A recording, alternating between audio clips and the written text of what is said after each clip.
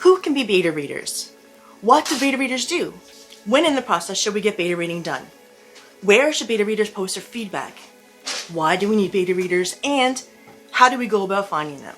To find the answers to these probing questions, keep watching today's video.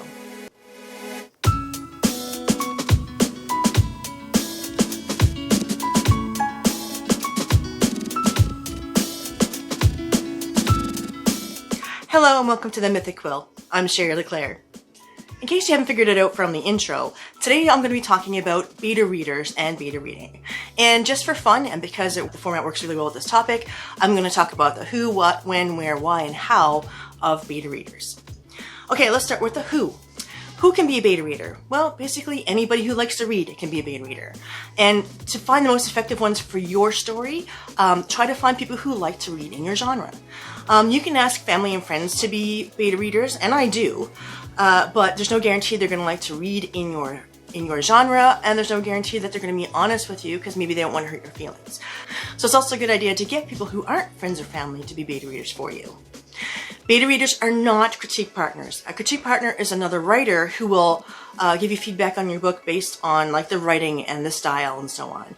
They are not ARC reviewers either, because this is not going to be a review that's posted. You basically want somebody who likes to read in your genre who will give you, directly to you, the honest feedback from a reader's perspective.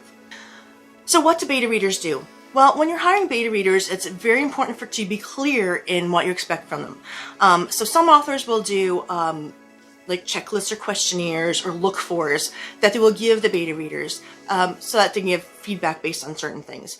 Now, I've come across beta readers who advertise themselves as beta readers, and one of the best beta readers I've had like a 4 or 5 page questionnaire, and for each different criteria she had a list, like a rating of 0 to 5. Which is really good because it tells you pretty much what things you need to work on, what things are working well, and so on. But for the most part, it's probably a good idea for you, the author, to have a questionnaire or a checklist made up for that person. Basically, you want feedback from the beta reader from a reader's perspective. So it's not a review. It's basically looking for things. Was the pacing too slow? Was it too fast? Were there areas in the book or scenes that they were tempted to skip over? Were there things that didn't make sense to them? Were there any sections that didn't seem to fit with the genre of the story? You can also ask about characters. You can ask about like scene level things. So it depends on what you're looking for. And you as the author can decide that as well. Do you want to cover like pretty much every topic? Do you want to focus on certain things, maybe that areas are your weaknesses? You can send beta readers your full manuscript, sections of the manuscript, or certain chapters. So you can send different beta readers different chapters or different sections, for example. I actually like to give at least a few beta readers the full manuscript so they can talk about the flow from the beginning to the end and the pacing from the beginning to the end. But some people will divide it up, which could also be quicker as well. So it also depends on how many beta readers you have, how you want to handle that. Okay, now let's talk about the when. When should beta reading take place? Well, beta reading should take place after you have done at least a couple of rounds of self-editing and have your manuscript fairly polished, but before you send it off to a professional editor. And of course, the reason for that is you want it to be a smooth read so you get like accurate feedback from your beta readers. But at the same time, you don't want to have it sent to a professional editor first, because if you get back feedback from that beta reader that makes you want to change sections or rewrite scenes or cut scenes or add scenes, then if you've already paid for a professional editor before that, you'll have to get it edited again. So in order to save money and time, make sure you're doing your beta reading after your self-edits, but before the professional edits. And also expect that you will be doing more editing once you get back the feedback from the beta readers. So, of course, that feedback is so you can look at it and find areas where you might need to improve your manuscript. Now let's talk about where. So for our purposes today, the where I'm going to talk about is where should they post their feedback. Well, you know what? Beta readers are not reviewers, and you should make that clear to them ahead of time. The manuscript you're sending them will not be the final manuscript. You can expect that it will change depending on the feedback you get back from those beta readers. So make sure you let them know ahead of time. This is not the finished product. You should be sending your feedback to me, and reviews should not be posted anywhere else. Why do we need beta readers? Well, we need beta readers to give us a reader's perspective on our work before we actually publish it for the general population.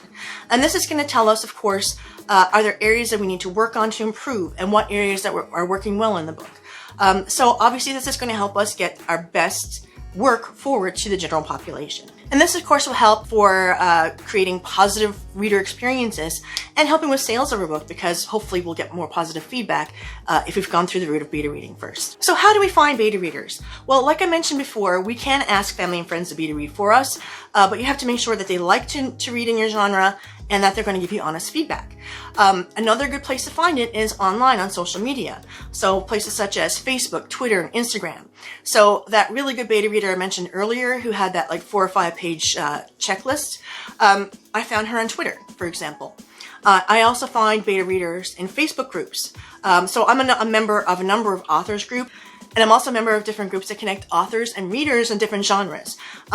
And this is a really good place to find beta readers. You can post on there for people who are willing to beta read for you. And you can also find people on social media who advertise themselves as beta readers. And usually those people have experience doing it, and some of them will actually charge. Whether or not you want to just go strictly the volunteer route or find people that you can pay to beta read is up to you. And if you think that their experience level is worth, of course, paying for it. As always, I will leave some helpful links down below in the description, so please check those. If you have any questions or comments about today's topic, please leave them in the comment section below. If you found today's video helpful, please give it a thumbs up. And if you'd like to get more content like this, please hit that subscribe button. And if you hit the bell icon, you'll be notified the next time I post a video. Thank you for watching, and see you next time.